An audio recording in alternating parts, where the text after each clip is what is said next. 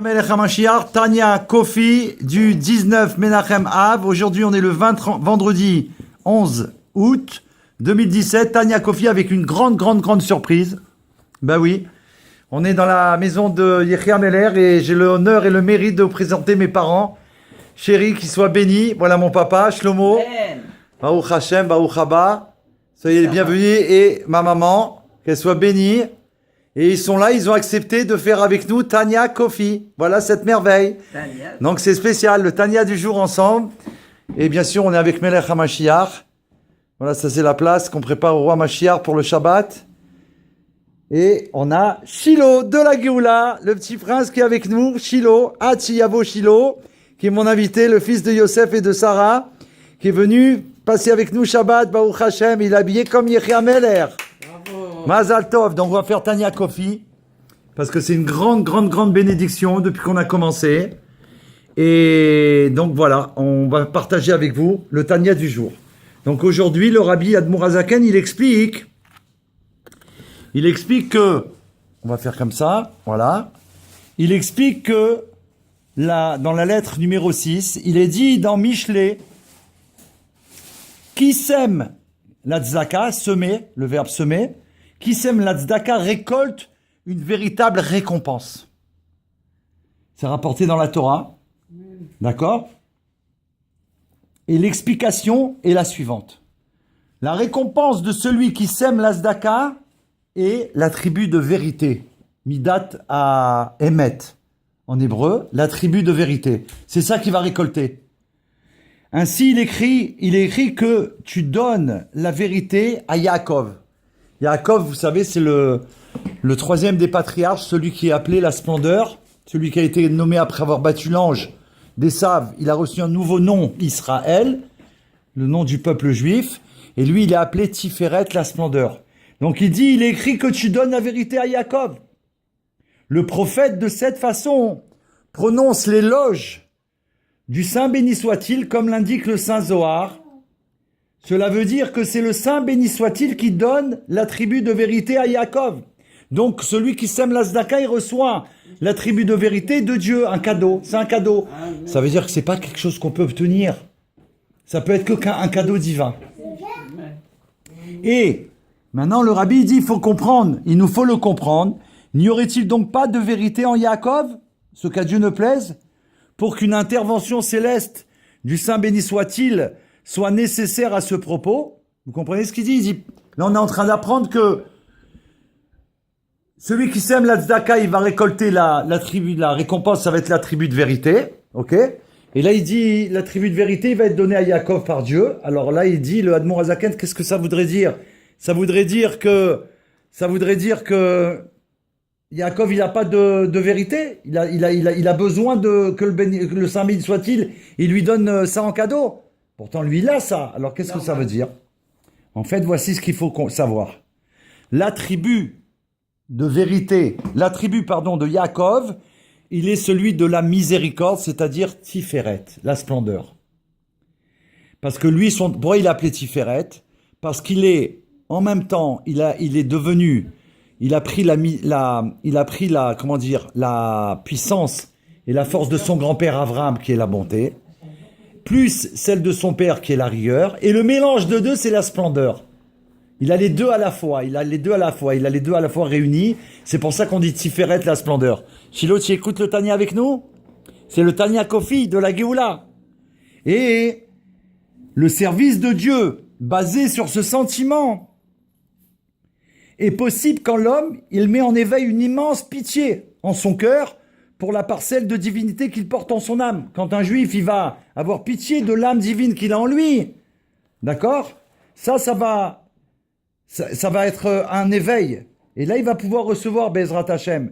Du fait de son éloignement de la lumière, de la face divine, quand il avance dans l'obscurité des vanités du monde, et l'on met en éveil cette pitié en réfléchissant et en percevant la grandeur de Dieu, le fait que les mondes supérieurs, infiniment hauts, les mondes supérieurs, c'est tous les mondes qu'il y a au-dessus, qu'on ne voit pas mais qui existent, ils sont totalement insignifiants devant Hachem. On parle des mondes qu'on ne voit même pas, le cosmos, et pourtant ils sont immenses. Et c'est des merveilles, ils sont rien devant Dieu, ils sont insignifiants.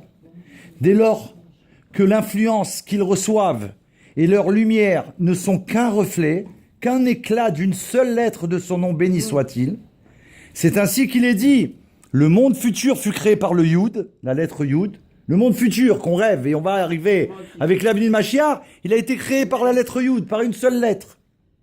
De fait, ce reflet, cet éclat émanant de la vitalité de son nom, béni soit-il, afin de vivifier les mondes supérieurs et inférieurs, est différent, distinct, selon qu'il s'agit des uns ou des autres. Car on a vu dans le Tanya d'hier et d'avant-hier que ce monde-là dans lequel nous on vit, le monde de l'action, sur encore on va dire la terre, il est créé par la lettre E du nom divin. La quatrième lettre, Yud, Ke, Vav, Ke, le dernier E, c'est par ce E-là que Dieu il a créé ce monde. Et le dernier E, il a expliqué hier le Baal Tanya, que quand on prononce la lettre E, tu vois, regarde papa, quand on prononce la lettre E, c'est qu'un souffle. E. Alors il dit que comme ça veut dire que en vérité, la contraction de la lumière divine d'Hachem, elle s'est tellement contractée, Dieu l'a tellement contractée, qu'il va y avoir qu'un reflet qui fait vivre ce monde. Imaginez tout ce qu'on reçoit comme cadeau et comme merveille dans ce monde, c'est que par un reflet de Dieu qu'on reçoit. Incroyable. Quand il va y avoir la Géoula, on va recevoir la lumière entière. Mais pour l'instant, c'est qu'un reflet. Et il en est de même également pour les différents aspects de chaque monde. C'est pareil pour les autres mondes. En fonction des différentes combinaisons des lettres, comment Dieu il les a créées. Ceci est vrai également pour les diverses périodes du temps, le passé, le présent et le futur, pour les multiples événements qui s'inscrivent dans le temps. Tout cela dépend des différentes combinaisons des lettres. Parce que Dieu il a créé le monde avec 10 paroles, et ces 10 paroles, c'est avec les 22 lettres de l'Aleph Bet, mais comment il a créé tout, il a expliqué avant, avec des combinaisons de lettres. Des combinaisons, il prend telle lettre, avec une autre lettre, et avec une autre lettre, et avec une autre lettre. Et ça fait des mots, et ça fait des constructions, et il y a tous les mondes merveilleux. Et ça, il dit, tout cela dépend des différentes combinaisons des lettres, qui révèlent la vitalité à partir de ses attributs, que son nom soit béni. Je vous donne un exemple. Quand vous m'avez fait naître, vous m'avez appelé, choisi comme prénom hébraïque David. David, il y a 3 lettres, Dalet, Vav et Dalet. C'est 3 lettres de l'Aleph Bet, c'est une construction.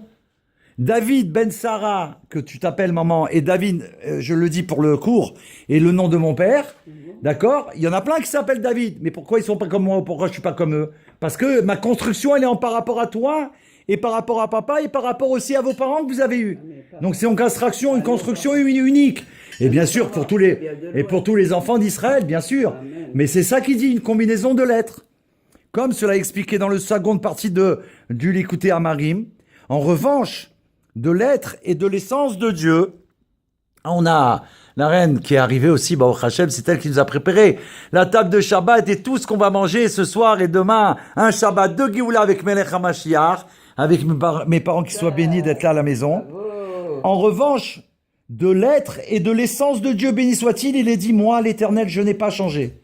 Ni par le stade des mutations constituant l'enchaînement des mondes, des plus grands sommets au niveau les plus bas. Ça veut dire que Dieu il est en train de nous dire, malgré tous les mondes qu'il a créés, malgré toutes à l'infini de créations qu'il y a, il est resté le même. Il est le même, comme il était avant qu'il y ait le monde. Puisse Dieu, béni soit-il, tel qu'il est dans les mondes supérieurs, se trouve de façon strictement identique dans les mondes inférieurs, comme on l'a montré dans l'Likutei Amarim dans une autre partie du Tanya. Donc ni les changements du temps font quelque chose sur Hachem, puisque tout comme il était seul et unique, spécifique avant les 6 jours de la création, il l'est encore à l'heure actuelle après cette création. En effet, tout est à proprement parler néant et inexistant devant son être et son essence. Et comme l'est une seule lettre de la parole de l'homme ou même de sa pensée, par rapport à la nature de son âme intellectuelle et à sa quintessence dans sa globalité, pour citer une image qui permettra à l'oreille de l'entendre, mais en réalité il est écrit que nul ne l'est comparable. Cela a déjà été expliqué par ailleurs, et on consultera d'ailleurs cette note dans le Tanya, cette explication, dans le chapitre Likutei Amarim 9. C'est à ce propos qu'il est dit, roi exalté déjà seul auparavant, avant qu'il y ait le monde, avant qu'il y ait tout ce qu'il y a de monde, il est roi pour l'éternité. Et après qu'il y ait le monde, il sera encore roi pour l'éternité.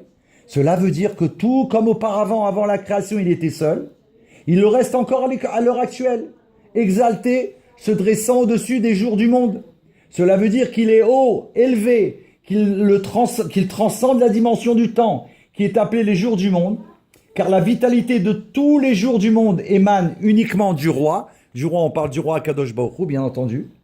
De ce fait, on peut éprouver une pitié particulièrement grande pour cette parcelle résidant dans un corps obscur et inférieur, une peau de serpent, parce qu'il est en train de dire que cette grandeur de Dieu qu'on vient d'expliquer, que avant il était là, que après il était là, que pendant il est toujours là, il n'y a que lui. Il y a une partie de lui dans chacun du peuple juif.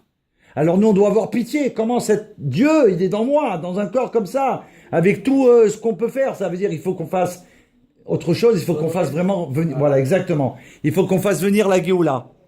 Et donc, on va terminer le Tanya du jour. Tanya Kofi qui alors, il explique, pour terminer, qui pourrait contracter l'impureté et être souillé par tous les désirs, puisse Dieu nous en préserver. Et le Saint soit-il, ne le protégez pas, ne lui accordez pas le pouvoir et la puissance de lutter contre le corps et ce convoitise et de les vaincre. C'est à ce propos qu'il est dit, maître de notre puissance, bouclier de notre salut. Et ça, c'est rapporté dans les bénédictions qu'on fait dans le schéma Israël. C'est rapporté dans les bénédictions du schéma Israël. Ainsi, après avoir dit que Dieu est le roi exalté, déjà seul auparavant, après avoir demandé, par ta grande miséricorde, prends-nous en pitié, nous affirmons, maître de notre puissance, bouclier de notre salut, que le Saint béni soit-il est notre puissance et notre bouclier, que lui seul nous confère la force nous permettant de résider au corps et à ses passions. C'était Tanya Kofi, je signale, et je remercie ma maman. Elle m'avait offert ça là, il y a une dizaine de jours. Elle savait pas que ça allait devenir le thermo du café et que ça va devenir l'émission de la Géoula, de diffuser le Tanya Kadisha au monde entier à chacun. L'émission Tanya Kofi. Merci Hassem et je vous fais quand même un petit coucou. Voilà, Yechia Melech HaMashiach. C'est une grande joie et un grand honneur d'être avec mes parents. On se retrouve tout de suite dans le Beth Amikdash. Yechia Adoneinu Moreinu Rabbeinu Melech HaMashiach Leolam Vaed. Retzoneinu lirot et malkeinu now. Voilà, je crois que je vais devoir vous inviter à tous à la maison parce que vous allez tous certainement avoir envie de prendre part à ce repas avec le roi Mashiach. Baruch Hashem, Yechia Melech HaMashiach. Merci maman, merci papa. Merci beaucoup. Yechia Melech. Que Dieu vous bénisse d'une vie éternelle.